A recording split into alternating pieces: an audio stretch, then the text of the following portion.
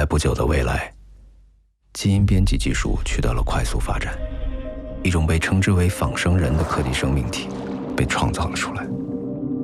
仿生人的生理构造与人类几乎完全相同，唯一的区别就是他们大脑中的神经元被经过了定向的基因编辑，有着单一且必须遵从的初始执念。至死不渝的伴侣，乖巧孝顺的孩子，效忠老板的员工，这些定制的仿生人开始作为商品在世界范围内流通。即便是在一些禁止制造和销售仿生人的国家，也有一些非法分子通过走私的方式将仿生人携带入境，暗中销售。随着仿生人的泛滥，危害也逐渐显现，越来越多的人开始沉迷在仿生人提供的虚假情感中。而对于仿生人自身而言，他们的思维和情感也极易在初始执念的束缚下变得畸形，很多恶性事件由此产生。面对日益严峻的形势，国际社会迅速召开会议，一致通过了仿生人的生产禁令以及召回令。按照约定，各国将立刻停止生产仿生人，并对各自境内的仿生人进行召回以及集中管理。西园市在第一时间成立了明谋基因研究所，配合公安机关对我国境内的仿生人进行搜查以及鉴定。然而，过程却并不顺利。鉴别仿生人的方法只有通过注射鉴定药剂来观察其瞳孔是否变色，但鉴定药剂的技术还存在缺陷，对于普通人有着极大的伤害，因此它的使用被加以严格的限制。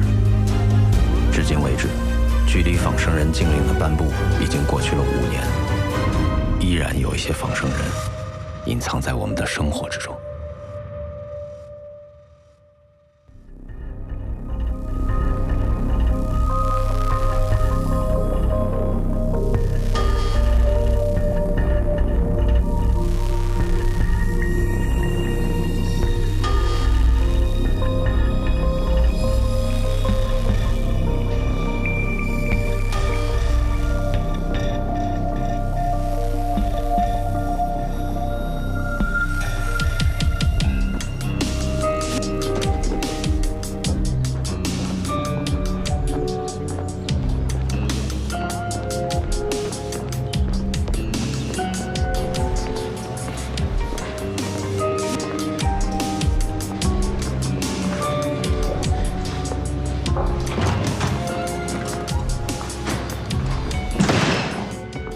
不好意思，我来晚了，是慢的。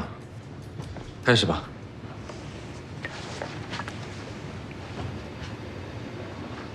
我们开始。死者，女性。3天前，她持械闯进了一家温泉旅馆，最后在客房砍伤了一对母子。孩子为保护母亲，刺死了这个疯女人，导致她跌入炭火，脸部被烧毁。由于烧得过于严重，尸体已经无法辨认长相。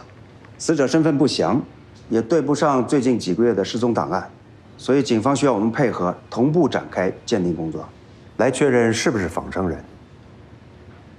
烧成这样，瞳孔都看不到，药剂也不起作用，我们的鉴定工作会很困难。而且，就算是仿生人，人都已经死了，也不用我们明眸掺和了，对吧，陈诺？这小孩什么表情啊？他不是刚杀完人吗？即便心智再成熟，也不至于这么平静吧？走吧。啊？案子我们接了。哎。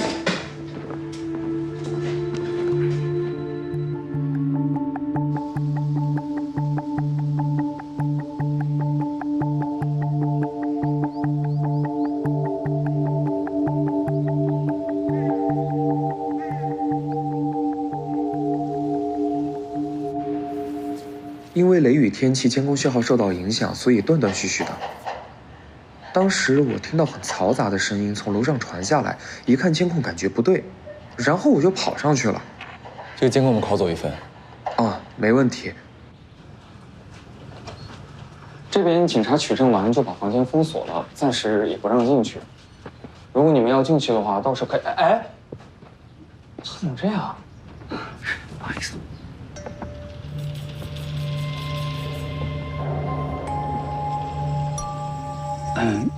那对母子被警察带走的时候，你在现场吗？哦，当天我在大厅值班。那小孩子状态怎么样？是不是被吓坏了？这倒也没有。这左右两边都没住人，就0210房间住了一对情侣。他们住多久了？订了7天的房间。哎，先生，您不可以这样敲门。干什么呢？敲这么大声！王女士，不好意思打扰了。这2位是明眸的调查员，他们有些问题想问。有完没完？这都问了多少次了？那麻烦你再陈述一次。我再跟你说最后一遍啊！那天吧，我先是听到走廊上有人走来走去，然后就听到一阵到处敲门的声音，之后呢，就听到一阵巨大的敲门声。我当时还推了推我男朋友呢，他都睡死过去。他也敲你们了？对啊，我当时还走到门口骂了几句呢，我以为是哪个酒鬼喝多了走错门了，不过后来也就没什么动静了。你等一下，你是说，他听见你的声音之后就离开了？对啊，哎呀，我现在想想真是后怕。那他可能是在寻找什么特定的目标。精神赔偿什么时候能给我呀？不给我可不走啊！你还听到什么其他声音吗？之后就听到一阵很吵闹的动静，我还听到一个女人喊说：“放开我的孩子，放开我的孩子！”哎，你明眸都来了，那疯子是不是就是仿生人啊？他肯定就是为了救他妈，所以把人给杀了。你别胡乱猜测。辛苦你们了，还特意跑一趟。不过你们问的事情，我好像也帮不上忙。我们也只是怀疑，那天袭击你们的可能是仿生人。仿生人，我不知道。我当时心里也特别的慌，我能记得的我都说了。陈女士，你儿子在哪？我们想见见他。不好意思，孩子在睡觉，他好不容易能睡着了。你们想要和他聊，他知道的我都知道，我可以跟你们说吗？当然，那你能跟我们说一说，前天你们被袭击的情况吗？月儿钢琴比赛拿了第2名，我答应过，要带她去温泉酒店玩2天。今天玩得开心吗？做个好梦啊！哎。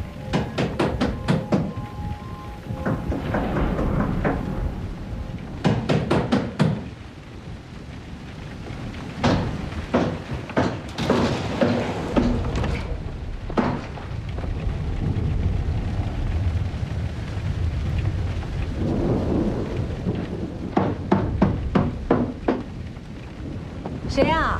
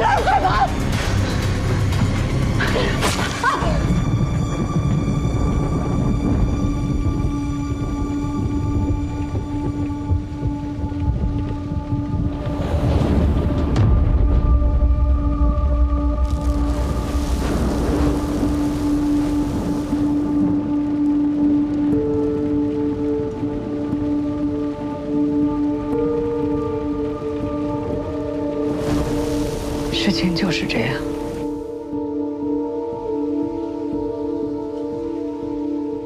你觉得他是谁？为什么袭击你们？流浪的，还是从精神病院跑出来的？还是说我们怀疑的仿生人啊？但没事儿，他既然是仿生人，我们反而好解决。陈女士，你知道我们是做什么的吧？明眸，专门调查仿生人的。那你应该知道仿生人的危害吧？陈女士，你还有没有事情要告诉我们？最好趁现在。我没有什么要说的，不好意思，我还要给孩子做饭。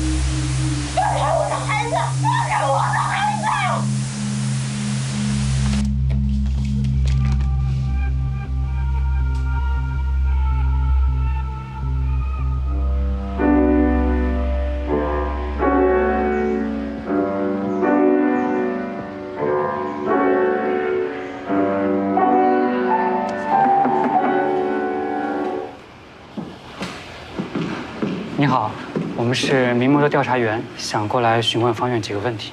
我得问一下家长，你们稍等一下。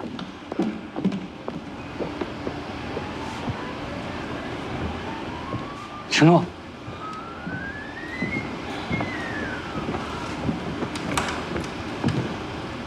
方院，我们是民谋调查员。不用介绍了，我们见过，对吧？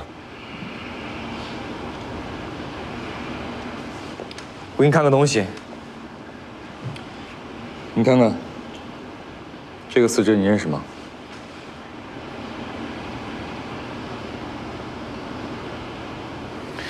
你会说话吗？喂，怎么一点反应都没有啊？承诺。你又来干嘛？你们怎么能闯到这里来？你们到底要对他做什么？我只是问他几个问题。问什么？我儿子是正当防卫，他没有做错什么，不要再纠缠他了。你儿子是不是正当防卫？我们会配合警方调查清楚。请你们出去。他一直都这样，不说话吗？出去！承诺，走。承诺。抱歉啊。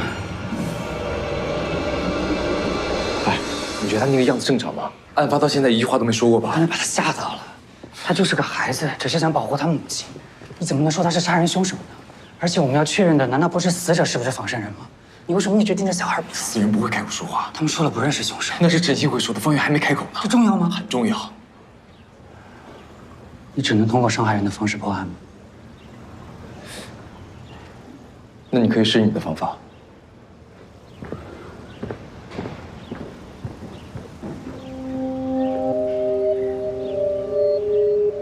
方圆，我会保护好你的，有妈妈在，你什么都不用怕，没事儿，没关系。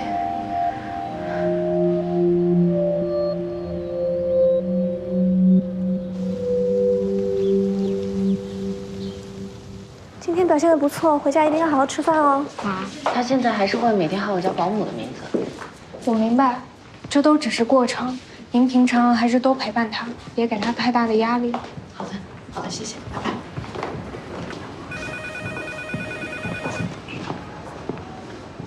师哥，哎，安秋，不好意思啊，这次来的有点着急，没提前跟你打招呼。啊，没关系，怎么了？那我就不跟你绕弯子了。是这样的，我知道心理方面的问题你比较擅长，正好我们这边有个案子，想请你帮帮忙。是关于仿生人的吗？是，但也不是，现在还不是很清楚。主要是目前受害者一直不肯说话，所以想请你去看一看。张姐，给我老公！张姐，你别跑，不是，张姐，不是。张姐，我这儿也有很多人需要帮助，不好意思啊。我理解，但是这次这个案子有点特殊，受害者是个10岁的孩子，他为了保护他母亲，杀了一个人。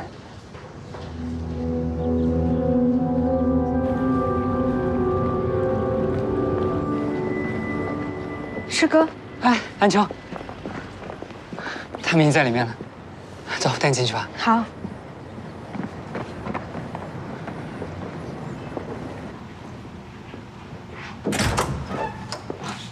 陈女士，先坐着。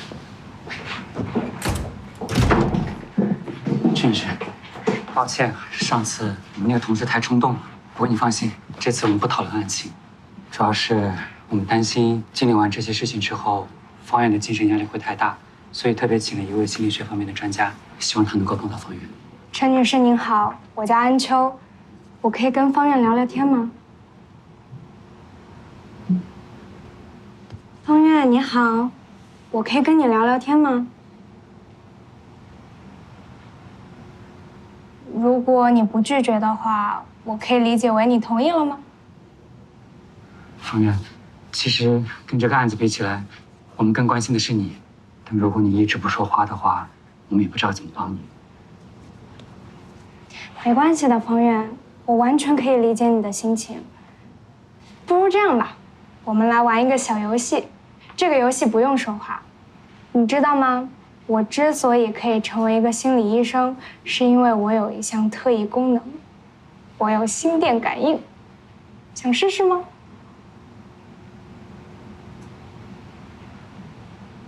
我先给你玩一次吧。好啊，游戏非常简单，这个游戏叫黑魔法。一会儿陈女士，您在方圆身上随便指一个位置给沈老师看，然后呢，我会通过心电感应告诉你答案是什么。那我们开始吧。陈女士，你可以开始了。好。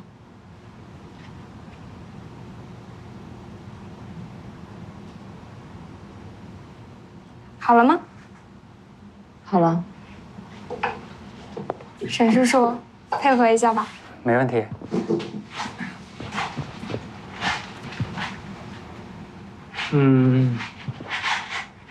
刚才陈女士指的是这里吗？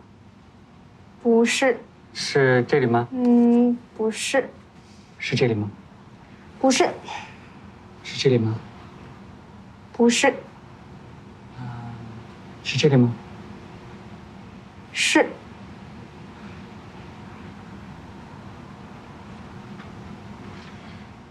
你是不是怀疑沈叔叔给了我什么暗示呀？你们肯定商量好第5个说出正确答案。不是这样的。你们用眼神交流了？也不是哦。那这样，我们再来玩一次。你想一个你最喜欢的甜品，只告诉沈叔叔。这次我也不看你们了。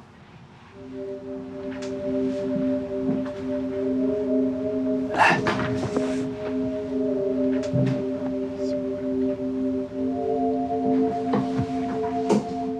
方圆最喜欢的甜品是冰激凌吗？不是。是黑森林蛋糕吗？不是。是杏仁豆腐吗？是。现在相信了吧？其实呢，我除了有心电感应，我还有另外一项特异功能，我可以读出你内心的想法。想吃什么？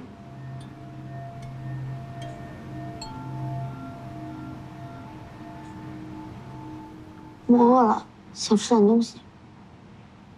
你来之前不是吃过早餐吗？我还想再吃点。好，妈妈去给你买。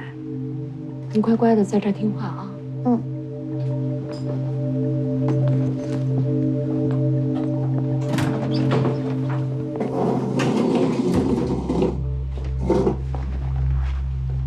还想继续吗？其实你还很想继续看我的心电感应。其实你一点儿也不想吃东西，你只是找了个借口让他离开，你不想让他听到你的心里话。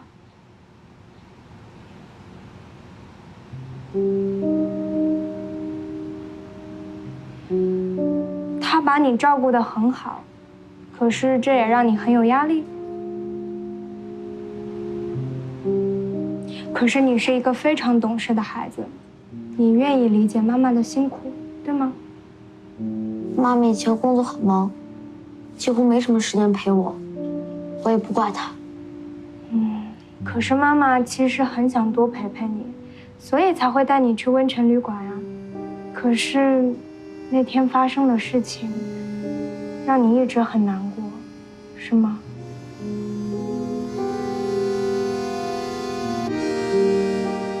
苑儿，你很勇敢，你没有做错什么，你保护了自己的妈妈。所以，保护妈妈是最重要的事情吗？当然啦。你果然作弊了。虽然我不知道你是怎么做到的，但你根本就没有什么心电感应，你跟他一起是来骗人的。苑儿。苑儿，你愿意跟我说说这块怀表的故事吗？苑儿，你怎么了？抱歉啊，陈女士，刚才看到。苑儿，走，咱们回家。陈女士。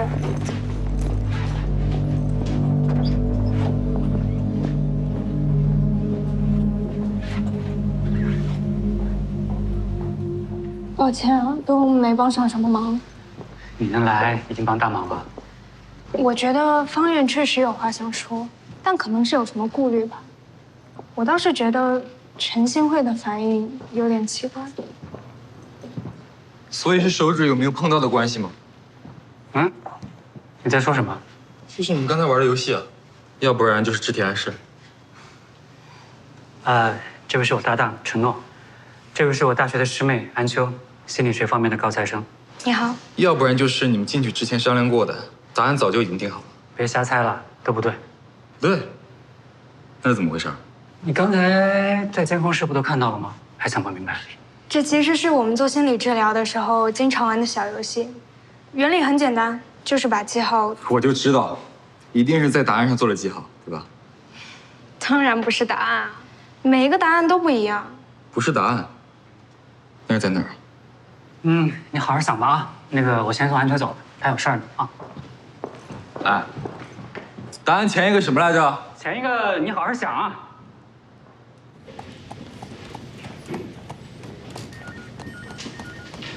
还在想答案呢？你真当我傻呀？正确答案的前一个都是跟黑色有关的物品，这个游戏叫做黑魔法，对吧？你在怀疑陈新慧？是。你还记得那个监控吗？那个疯女人敲了这么多房间的门，为什么只有陈新慧打开了？感觉他们之间，并不是像陈新慧说的那样毫无关联。你看，这是陈新慧今年的通话记录，除了方院的老师，她几乎从来不和其他人联系。他可能把所有心思都放在孩子身上了呢。你看，所以他经常出门，跟之前的信息对不上呀。对得上。他经常出门是真的，不喜欢离开家也是真的。陈新慧夫妻曾经开过一家服装贸易公司，她丈夫生病去世后，只有她一个人在管理，收益相当不错。但突然在3年前，她把公司给转让了，之后再没有创业，也没有上班，全职在家。当然，之前赚的钱，光是理财就足够他们母子2人日常开销了。所以说，他是3年前性格突然转变的。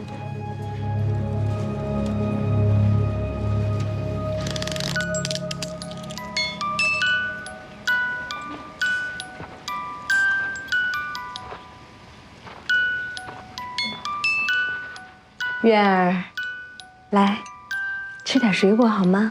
来。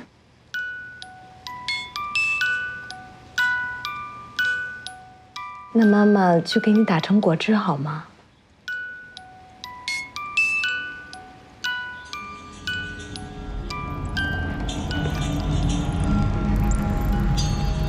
你最近跟陈新会有联系吗？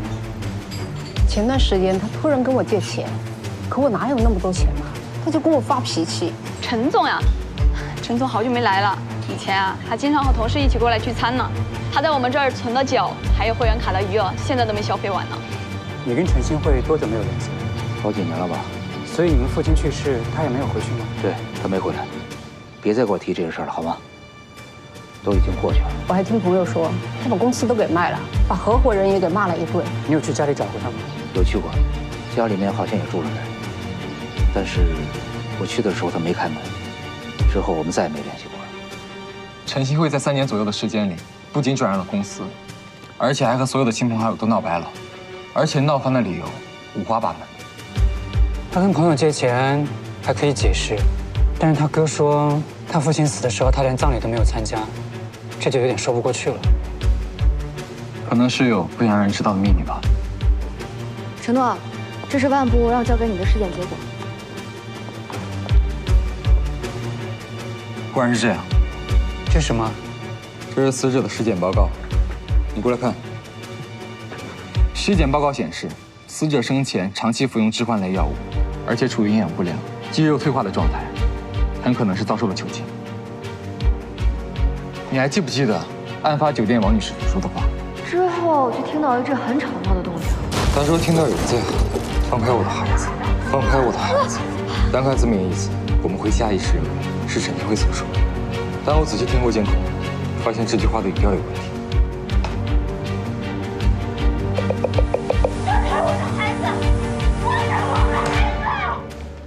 他的重音在我，而不是放开，所以我认为说这句话的应该是那个疯女人，也就是真正的陈新辉。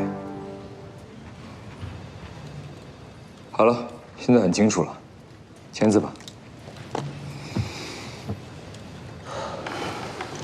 承诺，签字这事儿，我们是不是再谨慎一点？方圆还只是个孩子，就这么抓走他唯一的亲人，我怕他遭受不住这么大的打击。再说陈新辉，你在替仿生人说话吗？你有想过这个结果对他们俩意味着什么吗？这不是我应该考虑的，也不是你应该考虑的。你只需要判断目标是不是仿生人就行了。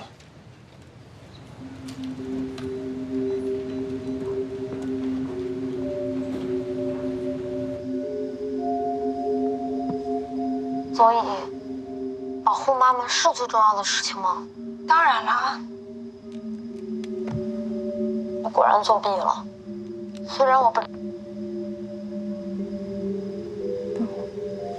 妈妈。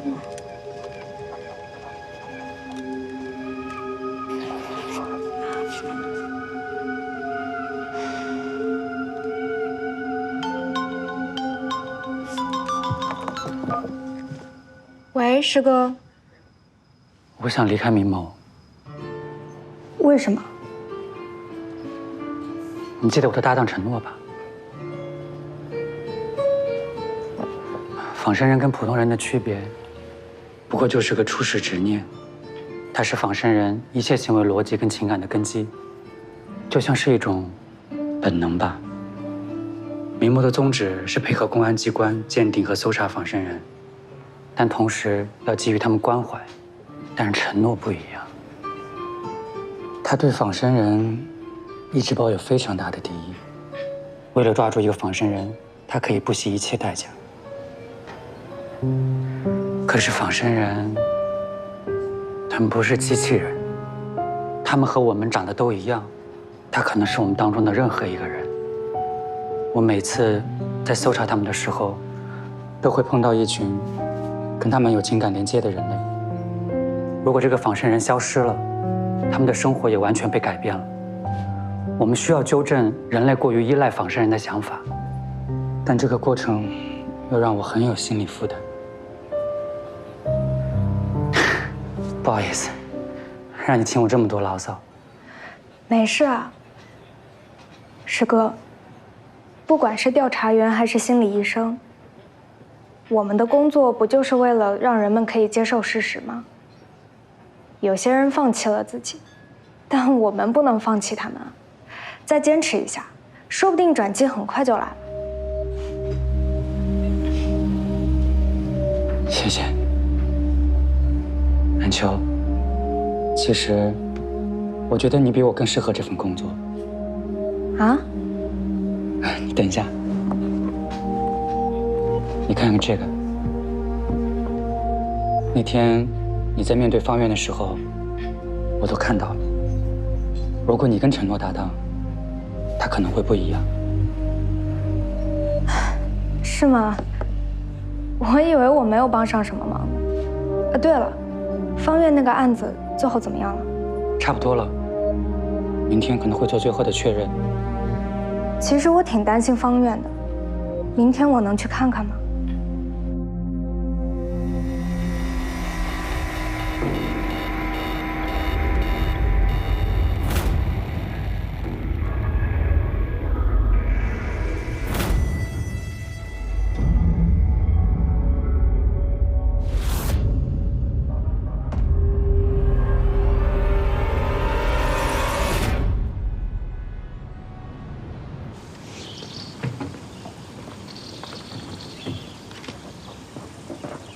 沈先生，外面有位女士找你。好。安秋，警察怎么来了？陈庆慧消失了。怎么回事？陈庆慧确定是仿生人。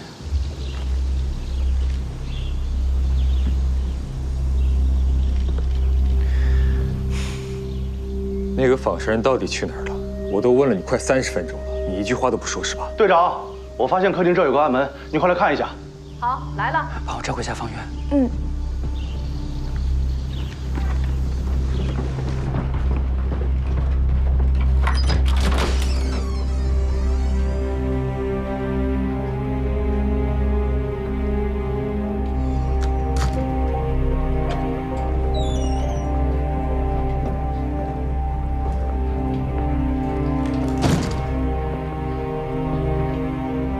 果然是这样。渊儿，所有事情说出来会轻松一点的。我最后再问你一次，那个仿生人去哪儿了？都到这个时候了，你还在隐瞒是吧？你能不能别这样对一个孩子？你知不知道他做了些什么？那名死者是他的母亲。我们对温泉酒店那名死者以及他们母子都做了 DNA 检测，结果证实，那名死者也是陈新慧，他们其中一个一定是仿生人。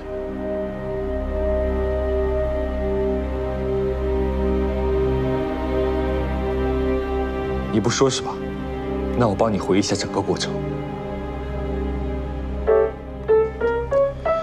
我的猜测，你的妈妈因为忙于工作，所以从黑市定制了一个跟她长得一模一样的仿生人来替她照顾你。她的初始执念一定就是无条件的对你好，对你百依百顺。你妈妈对你要求很高，所以让你感觉到压力很大。这本来是一种爱，但在仿生人眼里，这就变成了一种伤害。仿生人不再满足于只做一个替身妈妈，他觉得自己更有资格作为你的母亲。月儿，妈妈去上班了啊，你在家乖乖的听阿姨。但想真正的取代一个人类，可并不是一件容易的事情。一开始，先是最基础的模仿。月儿，妈妈去上班了。月儿，月儿，月儿，妈妈去上班了，乖乖的，在家听阿姨的话。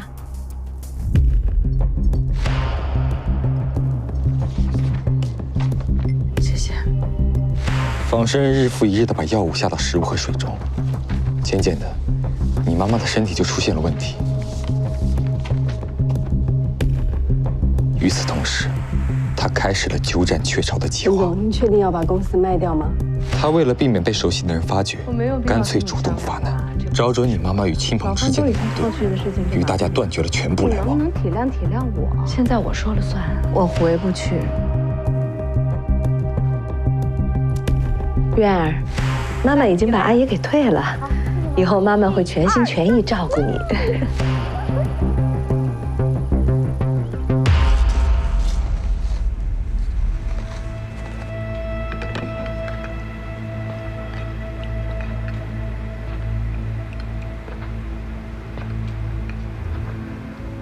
仿生人可能还不敢真正的杀人类，所以他一直把你妈妈关在地下室里。因为被下了药，他的脑子时而清醒，时而糊涂。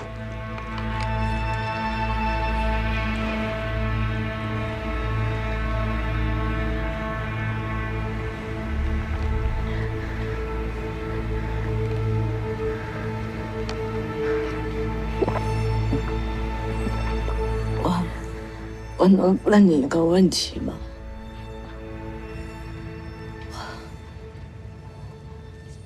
我不在的这段时间，方圆过得好吗？过得开心吗？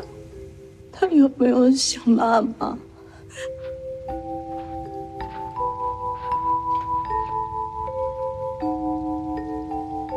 我就是他妈妈。他现在过得很开心，我不会做任何让他不开心的事儿。等你有力气了再喝吧。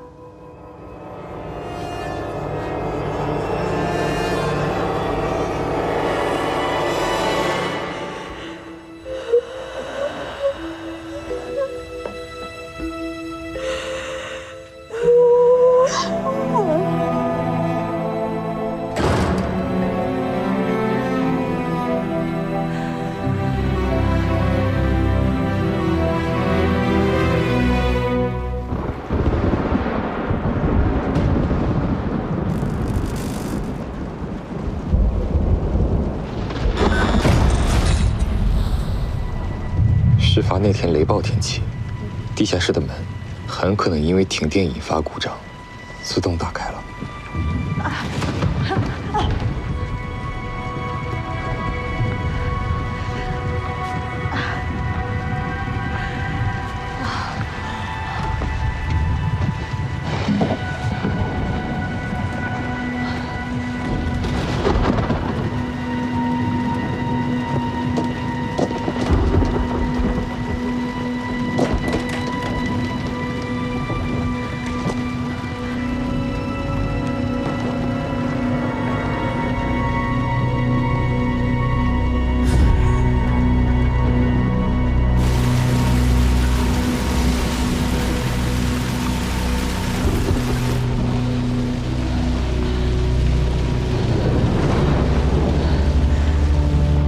好梦啊！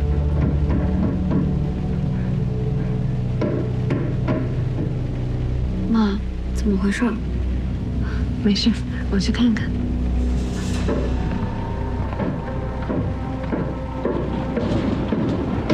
谁啊？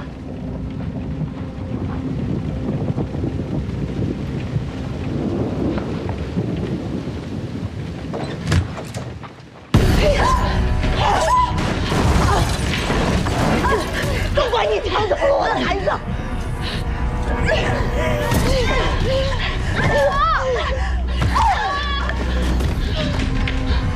放开我的孩子！放开我的孩子！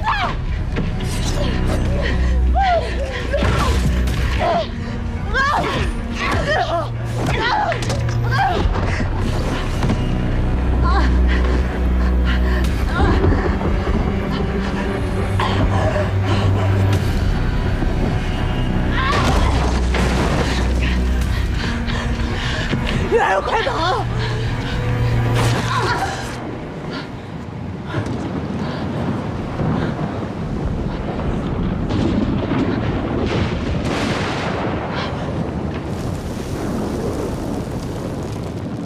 人不是你杀的吧？是仿生人陈新慧杀的。我不理解的是，你为什么还要坚持是自己做的？他都把你抛弃了，你居然还在为他着想？不会抛弃我的。凭什么？初始执念吗？你就那么确定他的初始执念是为了照顾你吗？说不定是成为另一个陈新慧呢。正是因为这样，他才会除掉真的，自己取而代之。而你，也只是一个被利用的工具而已。胡说！你不是这样好的，他不是故意那样做的。那你为什么要撒谎？到底怎么回事？陈诺，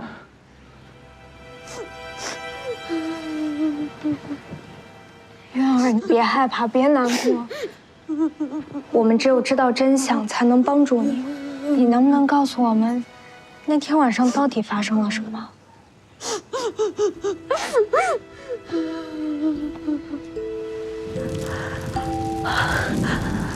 月儿，怎么办？我不是故意的。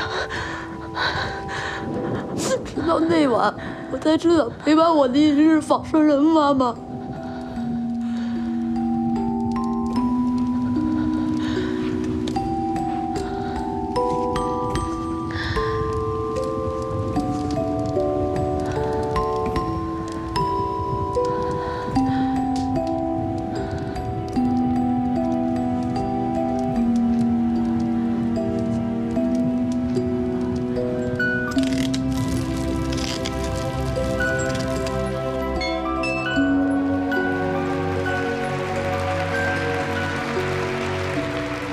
对不起，月儿，妈妈实在太忙了，没时间好好照顾你。来，这是妈妈奖励你获奖的一个小礼物。我已经失去一个妈妈了，我只是不想再失去另外一个。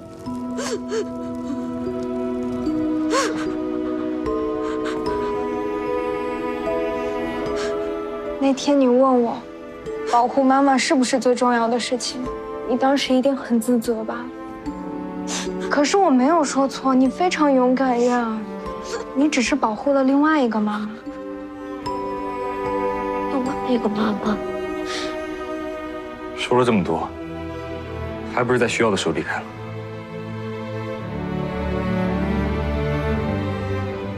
渊儿，他不会无缘无故的离开的。你知道他会去做什么，对吗？妈妈会有一个合法的身份吗？什么意思啊？今天妈妈接到了一个陌生人电话，说是已经知道了我们的秘密，他有办法帮助我们。你知不知道他们在哪儿见面？在森林公园。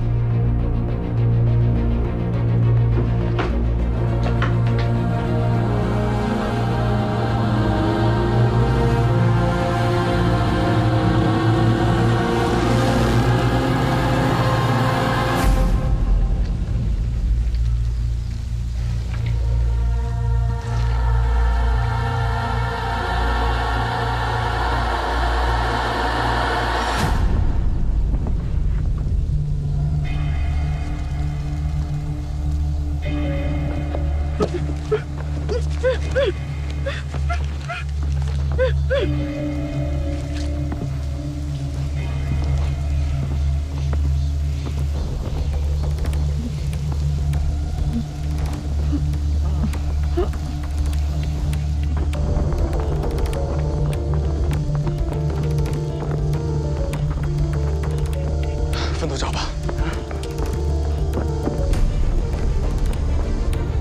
陈新慧，陈新慧，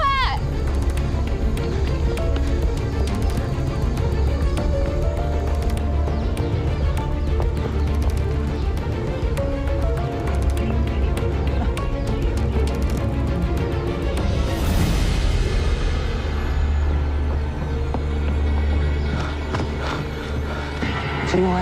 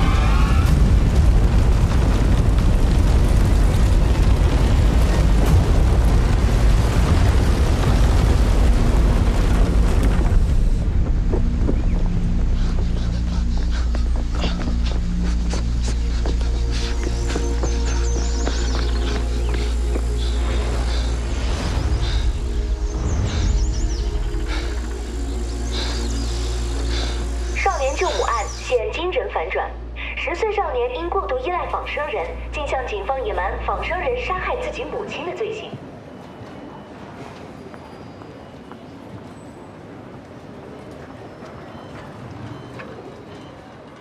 病人吸入浓烟过多，导致脑部缺氧缺血，目前还是昏迷状态。如果昏迷时间持续过长，那么很有可能会留下后遗症。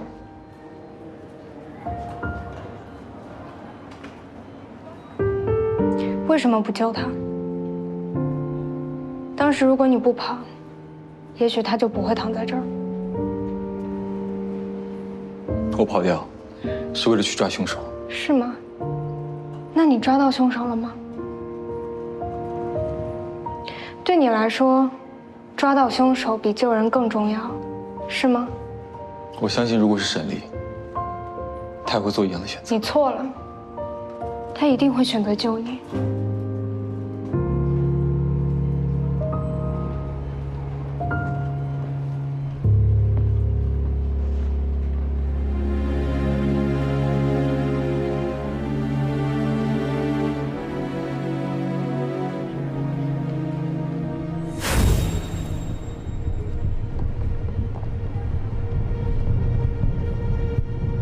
你好，是人事部吗？我想加入明谋。